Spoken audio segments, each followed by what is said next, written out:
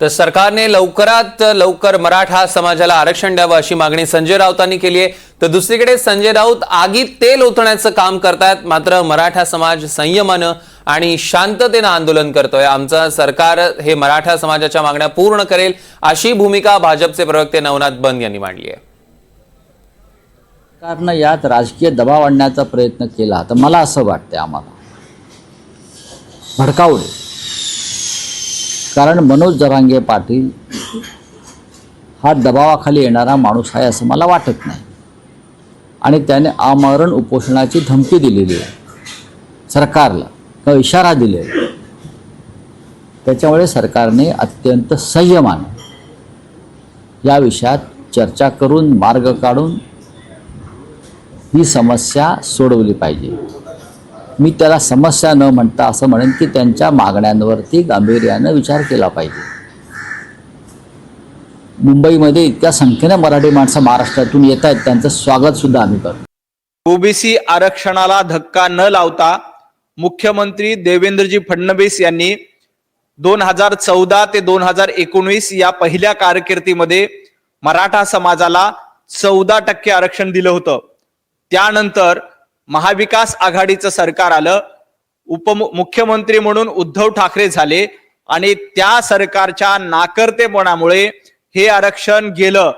कोर्टामध्ये उभाटा गटाला हे आरक्षण टिकवता आलं नाही, हे वास्तव आहे।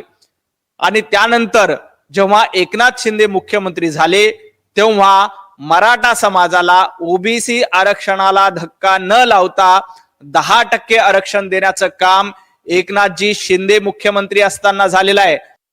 तर मराठा आरक्षणासंदर्भात उपसमिती काम करत असल्याची प्रतिक्रिया बावनकुळेंनी दिली आहे। पहिल्यापासून या आंदोलनकर्त्यांना सहकार्याची भूमिका आहे। आमचे अनेक खासदार आमदार मंत्री त्यांना भेटतात आणि त्या ठिकाणी चर्चा करतात। त्यामुळं आमची नेहमीच आणि खास करून माननीय देवेंद्र फडणवीसजींची भूमिका हे नेहमीच सहकार्याची राहिलेली आहे। त्यांनी कधीही आंदोलनकर्त्यांना दुरावलं नाही। जे आंदोलनकर्त्यांनी मागणी केली आणि जे नियमात बसते आहे, जे कुणावर अन्यायकारक नाही आहे, अशी भूमिका देवेंद्र फडणवीसजींनी नेहमीच घेतलेली आहे। आणि माझी जोपर्यंत जे माहिती आहे आणि मी जे काम करतो सरकारमध्ये आहे, मराठा समाजाकरता ज्या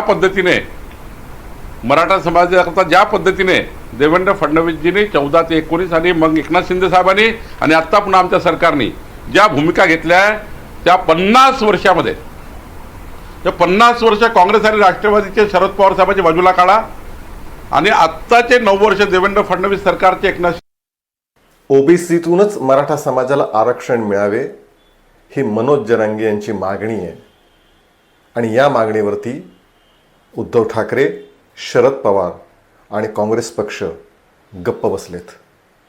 मराठा समाजाच्या आरक्षणाचा श्री गणेशा देवेंद्र फडणवीस यांनी केला। वेगवेगळ्या मागण्या, मराठा समाजाच्या उत्कर्षासाठी निर्णय हे देवेंद्रजींनी घेतले। मात्र आजही त्यांच्यावर टीका जास्त होते। लोकशाहीतला टीका करण्याचा अधिकार नक्की आहे, पण त्याचबरोबर प्रामुख्याने ज्यावेळी मराठा आरक्षणाचा विषय आला त्यावेळी शरद पवार, उद्धव ठाकरे आणि काँग्रेस पक्षांनी दुर्लक्ष केलं, हेटाळणी केली।